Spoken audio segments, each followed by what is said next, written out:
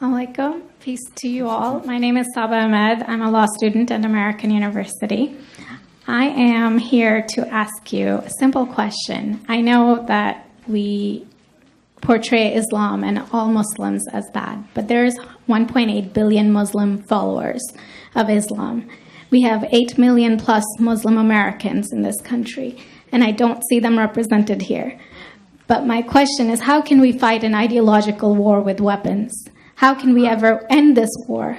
The jihadist ideology that you talk about, it's an ideology. How can you ever win this thing if you don't address it ideologically? Great question. I am so glad you're here, and I am so glad you brought that up because it gives us an opportunity to answer.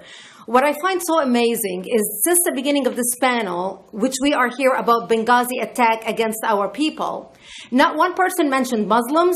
We are here against Islam, or we're launching war against Muslims. We are here to discuss how 4 Americans died and what our government is doing. We were not here to bash Muslims. You were the one who brought up the issue about most Muslims, not us. And since you brought it up, allow me to elaborate with my answer. There are 1.2 billion Muslims in the world today. Of course, not all of them are radicals. The majority of them are peaceful people. The radicals are estimated to be between 15 to 25%, according to all intelligence services around the world. That leaves 75% of them peaceful people. But when you look at 15 to 25% of the world Muslim population, you're looking at 180 million to 300 million people dedicated to the destruction of Western civilization. That is as big of the United States. So why should we worry about the radicals, 15 to 25%?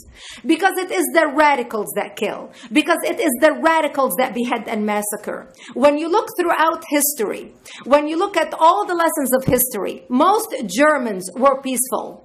Yet the Nazis drove the agenda. And as a result, 60 million people died. Almost 14 million in concentration camps. 6 million were Jews. The peaceful majority were irrelevant. When you look at Russia, most Russians were peaceful as well. Yet the Russians were able to kill 20 million people. The peaceful majority were irrelevant. When you look at China, for example, most Chinese were peaceful as well.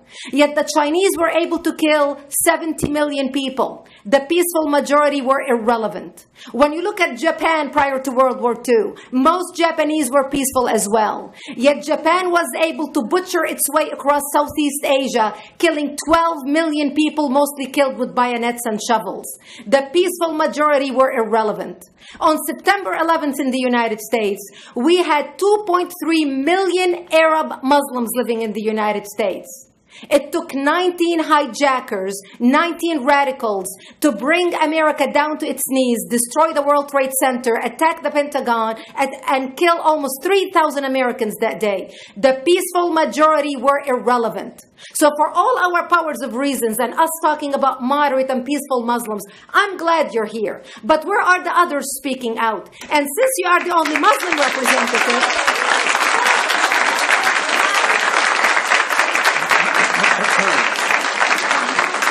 applause till the end.